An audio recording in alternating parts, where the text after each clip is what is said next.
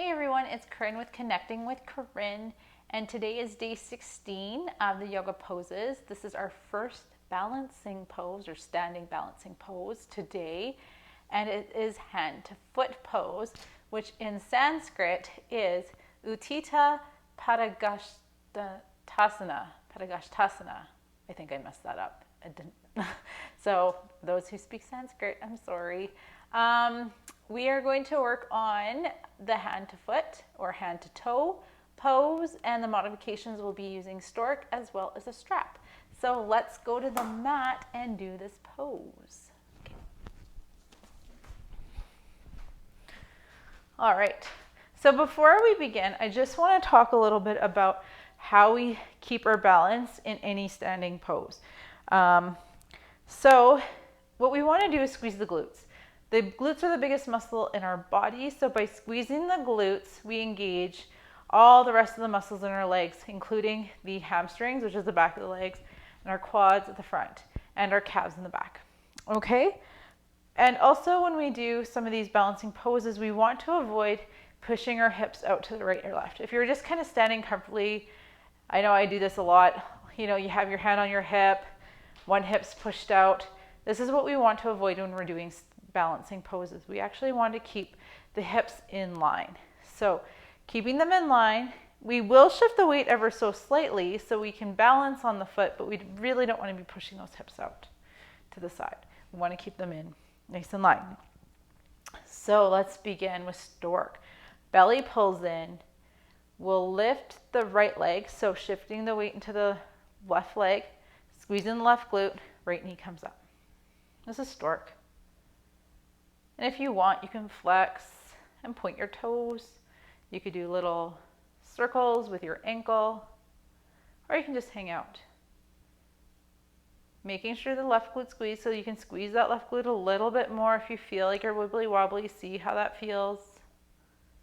Belly pulls in, and then release. Shifting the weight to the right leg, we squeeze both glutes. Belly pulls in, left knee comes up. Again, if you feel like you're kind of out of balance, maybe squeezing that right glute a little bit more. Point and flex the toes, and you can make little circles with the ankles on the left leg, and then we can release. Good. Next one we're going to do is a strap. So this is a yoga strap that I have. If you don't have a yoga strap at home, you can use a skipping rope. You could use, if you have like one of the fabric belts that kind of, have like kind of nylon belt, you can use that. Rope, if you wanted to go and buy a strap, you can buy them at any box store that sells yoga equipment. Usually some of the big box stores do, sometimes the dollar stores sometimes have them. They're not that expensive to buy. So with the strap, I'll show you two different ways of using the strap. First way is the easiest, and all it is just having the strap here, making kind of a U shape with the strap, and then just putting the foot in the bottom of the U. Belly pulls in, knee lifts up, then when you're ready, you can kick out. What I like to do here is I have a lot of strap here, so I just kind of wrap it around my hands, and then elbows come in close to the body. So I'm using my biceps just a little bit here to help lift my leg. And you'll feel the stretch, maybe in the hamstrings, maybe in the calf. You might feel this a little bit in the right hip flexor as well. And then when you're ready, knee bends down and you lower down.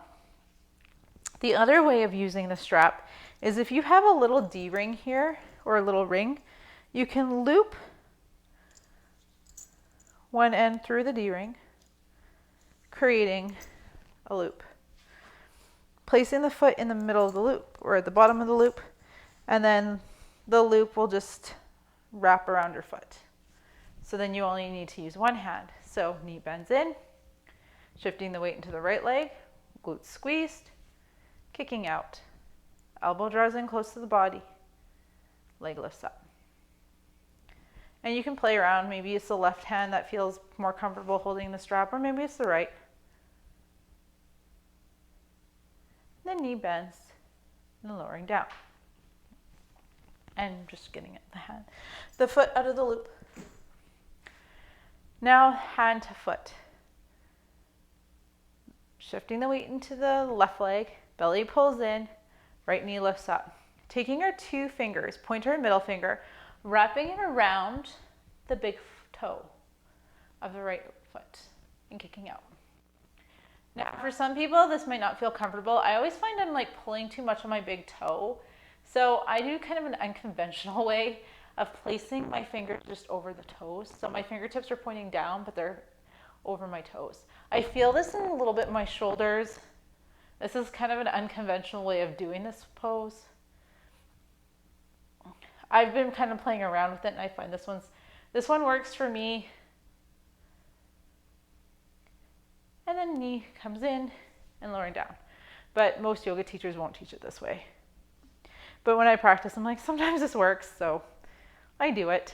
Shifting the weight into the right leg this time, belly pulls in, left knee comes up, taking our middle and pointer finger, wrapping it around the big toe, and kicking out. Or you can do the unconventional way, just kind of wrapping your fingers over your toes and kicking out. I find this one good because I feel this one pulling into my shoulder a little bit more. And then I feel a little bit more in my hamstrings and calves. And I feel like I have a little bit more control with my foot and the hand than I do with just the big toe. And then knee bends, lowering down. If you are a hot 26, it's also known as the 26 and 2, traditional yoga, Bikram, Hatha. If it's that 26 and 2 sequence, or kind of that Bikram sequence, I'll show you the hand to foot for that as well. So again, shifting the weight into the left leg, belly pulls in, right knee comes up. Now we want to flex the foot and kind of kick it away from the left knee.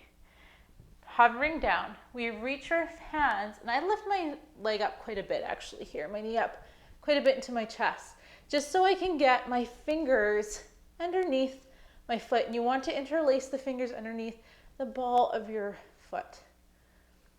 Feet are flexed here, or toes are flexed.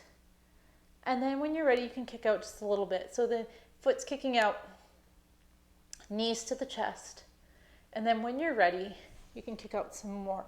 And then we lift the chest up. Shoulders are kind of rounding down or forward a little bit. You'll feel the stretch in the shoulders, hamstrings and calf.